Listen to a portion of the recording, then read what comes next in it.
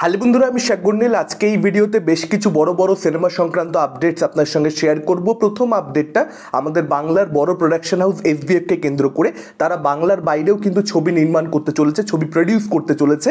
এবার তাদের টার্গেট হচ্ছে পাঞ্জাবি ফিল্ম ইন্ডাস্ট্রি।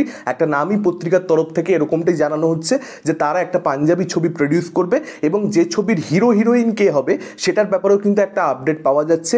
গুরু রান্ধওয়ার সঙ্গে তাদের মিটিংস হয়েছে বম্বেতে, দিল্লিতে, এবং গুরু রান্ধওয়াই এই পাঞ্জাবি ছবিটার হিরো হিসেবে কাজ করতে চলেছে এবং সম্ভবত শাহনাজ গিলকে এই পাঞ্জাবি ছবির নায়িকা হিসেবে দেখতে পাওয়া যাবে। যদিও এখনো অবধি মেকারদের তরফ থেকে কিন্তু এই বিষয়ে কোনো অফিসিয়াল অ্যানাউন্সমেন্ট নেই। নায়ক নায়িকা এনারাই হবেন নাকি পরবর্তীতে অন্য কোনো নাম সামনে আসবে সেটা দেখবার মতন ব্যাপার হবে।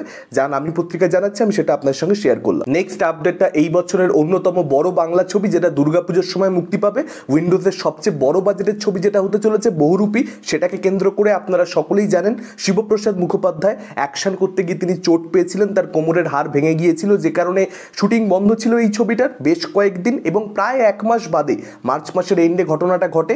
এপ্রিল মাসের এন্ডে এই সময়টা থেকে কিন্তু আবার বহুরূপীর শুটিং স্টার্ট হয়ে গেছে। আপডেট সেরকমটাই আসছে এবং আমি আরও একটা জায়গাতে পড়লাম যে সম্ভবত ভোটও শিবপ্রসাদ বাবু নাও দিতে পারেন, তার কারণ শুটিং চলবে সেই সময় ছবির।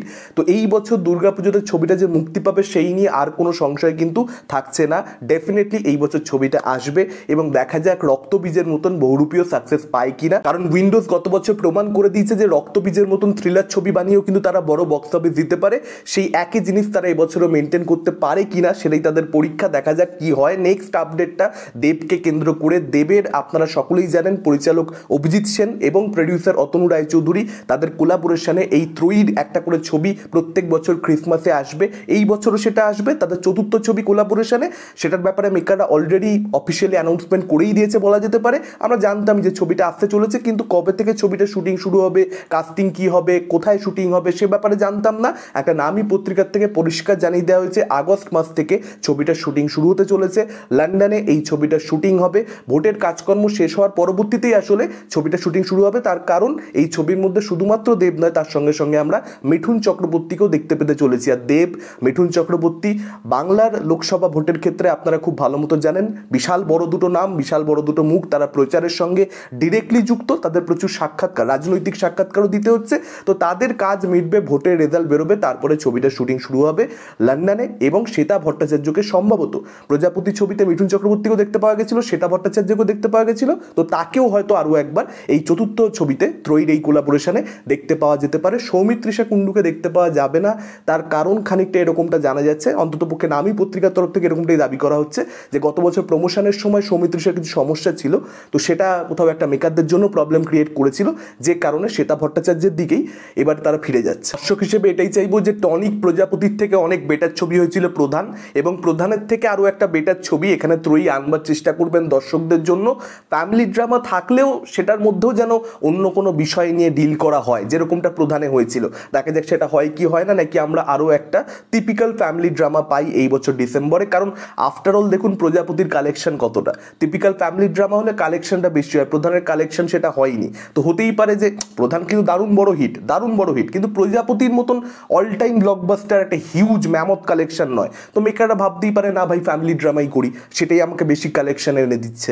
দেখা যাক এখন কি হয় সেসব দিন। নেক্সট আপডেটটা তুফানকে কেন্দ্র করে। আলফাই চরকি বাংলাদেশের এবং তার সঙ্গে সঙ্গে আমাদের এখানকার এসভিএফ কো প্রডিউস করছে। তো এই ছবিটা শুটিং আমি জানতে পারলাম টিটাগড়ে হয়েছে আমাদের এখানে, এবং তার সঙ্গে সঙ্গে আমতলায় হয়েছে, শ্রীরামপুরে হয়েছে। তো 30শে এপ্রিল পর্যন্ত আমাদের এখানে কলকাতায় এই ছবিটা শুটিং চলবে। বিভিন্ন এলাকাতেই ছড়িয়ে ছিটিয়ে শুটিং চলছে বেসিক্যালি অনেক দিন ধরেই আমাদের এখানে, এবং গোটা মে মাসটা বাংলাদেশে শ্যুট হবে এরকমটা জানা যাচ্ছে। অর্থাৎ এই ছবিটা কিন্তু অনেকটা সময় জুড়ে শ্যুট করা হচ্ছে। এটা একটা বড় ছবি, বিগ বাজেট ফিল্ম, এবং বিশাল করে মেকাররা প্ল্যান করছে এবং শুটিংটা অনেক দিন ধরেছে। নর্মালি আমরা বাংলা ছবির শুটিং কিন্তু এতদিন ধরে দেখতে পাই না, সেটাই এখানে রায়হান রাফির পরিচালনায় হতে চলেছে।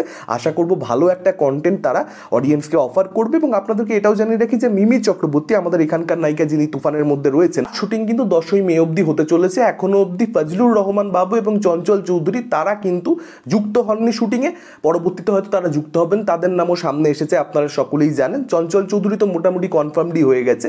এখন দেখা যাক কীরকম কী হয় এই ছবিটা। আপনাদের কি মতামত ডেফিনেটলি আপনারা কমেন্ট করে সেটা জানাতে পারেন। এই আপডেটগুলোর মধ্যে কোনটাকে নিয়ে আপনারা এক্সাইটেড। ভিডিওটা ভালো লাগলে লাইক করতে পারেন, শেয়ার করতে পারেন। আমাদের চ্যানেলে নতুন হলে চ্যানেলটাকে অবশ্যই সাবস্ক্রাইব করতে পারেন। আজকের মতন টাটা, চোখ রাখুন পরবর্তী ভিডিওতে।